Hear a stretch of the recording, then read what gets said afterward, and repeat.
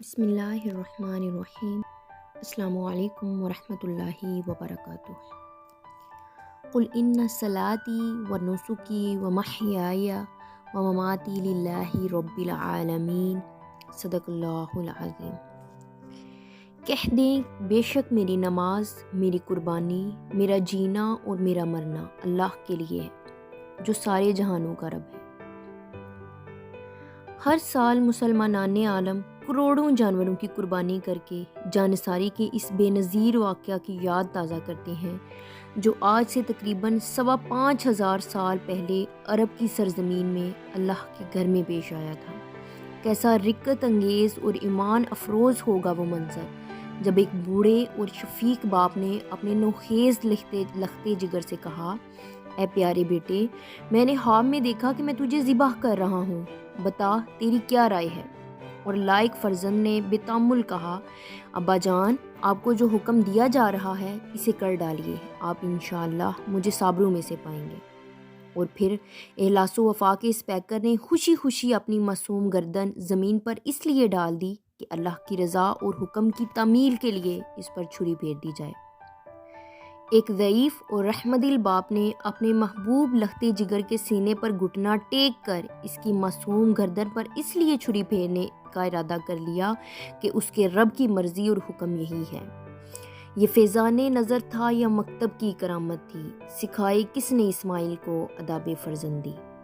اطاعت و فرما برداری کا یہ بے نظیر منظر دیکھ کر رحمت خداوندی جوش میں آ گئی اور ندا آئی اور ہم نے انہیں آواز دی کہ اے ابراہیم، بس تم اپنا ہاتھ سچ کر دکھایا، ہم وفادار بندو کو ایسی ہی جزا دیتے ہیں۔ یقیناً یہ ایک کھلی آزمائش تھی۔ مخصوص جانوروں کو مخصوص دنوں میں یعنی 10ویں ذی الحجہ سے 12ویں ذی الحجہ تک تقرب اللہ اور ثواب کی نیت سے ذبح کرنا قربانی ہے۔ یہ قربانی حضرت ابراہیم علیہ السلام کی سنت ہے۔ حضور صلی اللہ علیہ وآلہ وسلم کو قربانی کا حکم دیا گیا۔ ارشاد باری تعالیٰ ہوا، فَصَلِّ لِرَبِّكَ وَانْحَرْ، تو تم اپنے رب کے لیے نماز پڑھو اور قربانی کرو۔ قربانی ایک اہم مالی عبادت بھی ہے اور شاعر اسلام سے ہے۔ حضور صلی اللہ علیہ وآلہ وسلم نے بعد ہجرت 10 سال تک مدینہ طیبہ میں قیام فرمایا اور ہر سال قربانی فرماتے رہے، جس سے معلوم ہوا قربانی صرف موقع معظمہ ہی کے لیے مخصوص نہیں بلکہ اس شخص پر ہے جو صاحب نصاب ہو، چاہے کہیں بھی رہتا ہو، اس پر قربانی واجب ہے۔ منکرین حدیث کا نام نہاد مسلمان ٹولہ جو اس مالی عبادت پر اعتراض کرتا ہے کہ اس پر بے انتہا پیسہ خرچ ہوتا ہے، لہٰذا اس کی بجائے فلاحی امور مثلاً محتاج خانے، شفا خانے وغیرہ بنا دینے چاہیے، یہ اعتراض بالکل غلط ہے۔ پھر تو حج جیسی اہم مالی عبادت بھی جو شاعر اسلام میں سے ہے، اس کو بھی یہ کہہ کر ختم کیا جا سکتا ہے کہ لاکھوں روپے ہر سال حج پر خرچ ہوتے ہیں، لہٰذا بجائے حج کے فلاحی امور اور رفاع عامہ پر خرچ کر دیے جائیں تو بہتر ہو۔ اور صرف یہ کہنا کہ قربانی حج کے موقع پر موقع معظمہ ہی میں ہو سکتی ہے، غلط ہے۔ البتہ صرف حج کی قربانی بے شک موقع معظمہ ہی کے ساتھ خاص ہے، لیکن عید الاضحیٰ کی قربانی ہر مال کے نصاب پر واجب ہے، ہاں وہ کہیں بھی رہتا ہو۔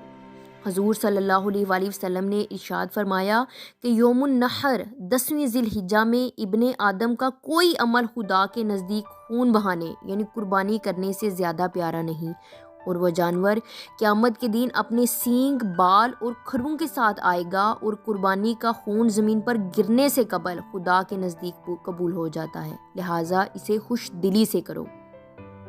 صحابہ کرام نے عرض کی، یا رسول اللہ صلی اللہ علیہ وآلہ وسلم، یہ قربانیاں کیا ہیں؟ فرمایا، تمہارے باپ ابراہیم علیہ السلام کی سنت ہے۔ لوگوں نے عرض کی، یا رسول اللہ صلی اللہ علیہ وآلہ وسلم، ہمارے لیے اس میں کیا ثواب ہے؟ فرمایا، ہر بال کے برابر نیکی ہے۔ عرض کی، اون کا کیا حکم ہے؟ فرمایا، اون کے ہر بال کے بدلے میں بھی نیکی ہے۔ حضرت عبداللہ بن عمر رضی اللہ تعالیٰ عنہما فرماتے ہیں کہ رسول اللہ صلی اللہ علیہ وآلہ وسلم مدینہ منورہ میں 10 سال تشریف فرما رہے اور اس عرصے میں آپ نے ہر سال قربانی فرمائی۔ حضور صلی اللہ علیہ وآلہ وسلم نے فرمایا، جس نے خوش دلی سے طالب ثواب ہو کر یعنی ثواب کی نیت سے قربانی کی، وہ آتش جہنم سے روک دیا جائے گا۔ حضرت انس رضی اللہ تعالیٰ عنہ سے روایت ہے کہ ایک بار نبی کریم علیہ الصلوۃ والسلام مدینہ منورہ تشریف لائے۔ اس زمانے میں مدینہ والوں کے 2 دن مقرر تھے جس میں وہ کھیلتے تھے۔ حضور صلی اللہ علیہ وآلہ وسلم نے پوچھا کہ یہ 2 دن کیسے ہیں؟ صحابہ کرام نے عرض کی کہ یا رسول اللہ صلی اللہ علیہ وآلہ وسلم، ان دنوں میں ہم زمانہ جاہلیت یعنی اسلام سے پہلے کھیلتے تھے۔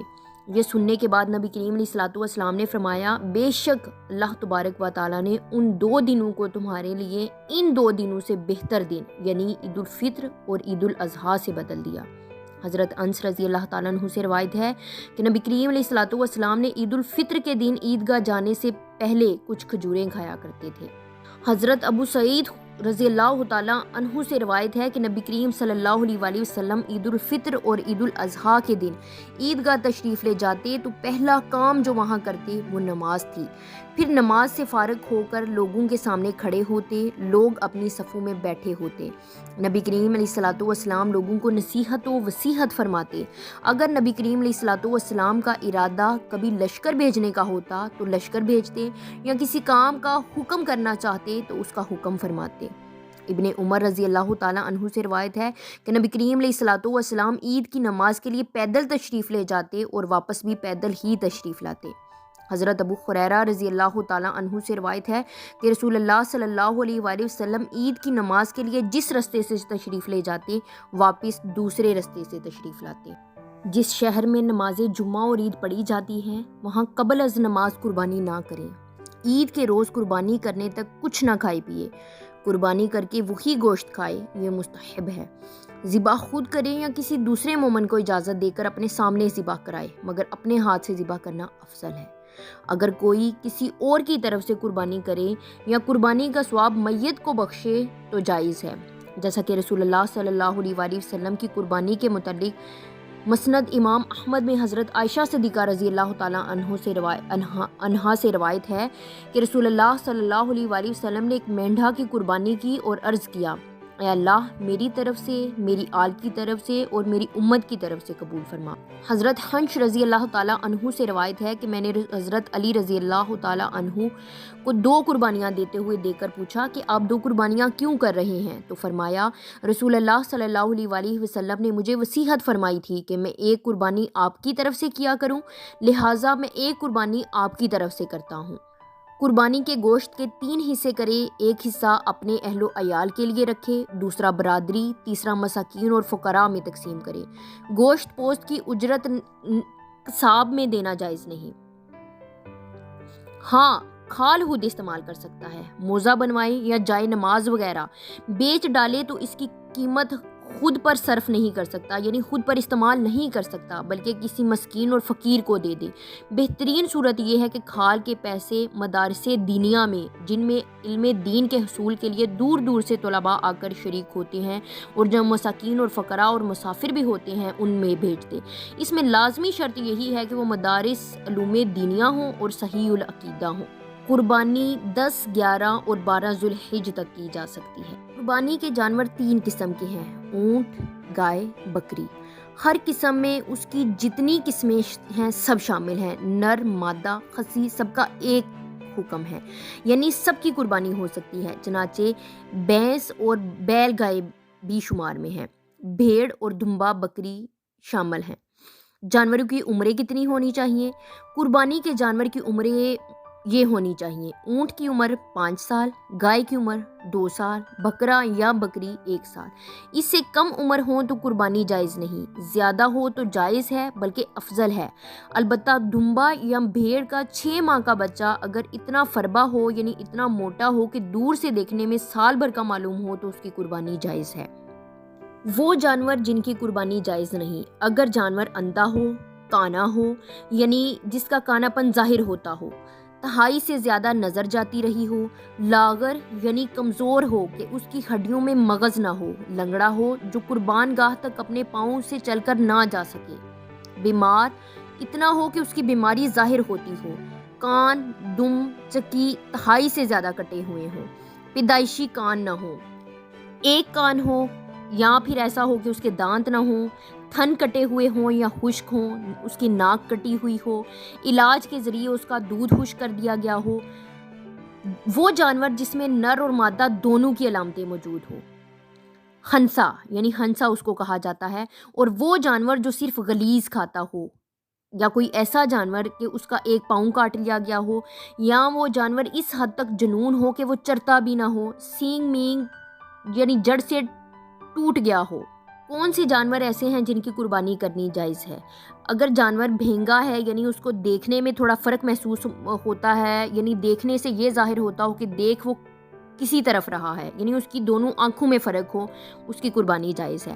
جس کی نظر تہائی یا تہائی سے کم جاتی رہی ہو، اگر تو تہائی ہو پھر اس کی قربانی جائز نہیں، لیکن اگر تہائی سے کم جاتی رہی ہو تو اس کی قربانی جائز ہے۔ جس میں معمولی جنون ہو یعنی چر لیتا ہو، جسے خارش ہو مگر فربا ہو، چکی، دم یا کان تہائی یا اس سے کم کٹے ہوئے ہوں، کان چھوٹے ہوں، ہنسی ہو، بھیڑ یا دمبے کی اون کاٹ لی گئی ہو، داغا ہوا ہو، جس کا دودھ نہ اترتا ہو، گائے یا اونٹنی کا صرف ایک تھن بذریعہ علاج خشک کیا گیا ہو، لنگڑا جانور جو چلنے میں لنگڑے پاؤں سے مدد لیتا ہو، جس کی چکی چھوٹی ہو، جس کا سینگ مینگ سے کم ٹوٹا ہو یعنی جڑ سے کم ٹوٹا ہو، تو ان سب صورتوں میں قربانی جائز ہے۔ گائے اور اونٹ میں 7 آدمی شریک ہو سکتے ہیں، لیکن شرکاء یعنی شریک ہونے والوں میں سے اگر کسی شریک کا حصہ 7ویں سے کم ہو تو کسی کی قربانی نہیں ہوگی۔ ہاں اگر 7ویں حصے سے زیادہ کی ہو سکتی ہے، مثلا گائے یا اونٹ کی 6 یا 5 یا 4 افراد کی طرف سے قربانی ہو تو ہو سکتا ہے، اور یہ بھی ضروری نہیں کہ سب کے حصے برابر ہوں۔ ہاں یہ ضروری ہے کہ کسی کا حصہ 7ویں سے کم نہ ہو۔ گائے یا اونٹ کے شرکاء یعنی گائے یا اونٹ کی قربانی میں شرکت کرنے والے، اس میں حصہ ڈالنے والوں میں سے کوئی بھی کافر، بے دین یا بد مذہب ہو تو ان میں سے کسی کا مقصود قربانی نہیں بلکہ گوشت حاصل کرنا ہو، یعنی ان کا مقصد یہ ہو کہ وہ قربانی نہیں کرنا چاہتے بلکہ اس میں حصہ ڈال کر بس گوشت حاصل کرنا چاہتے ہیں، تو کسی کی بھی قربانی نہیں ہوگی۔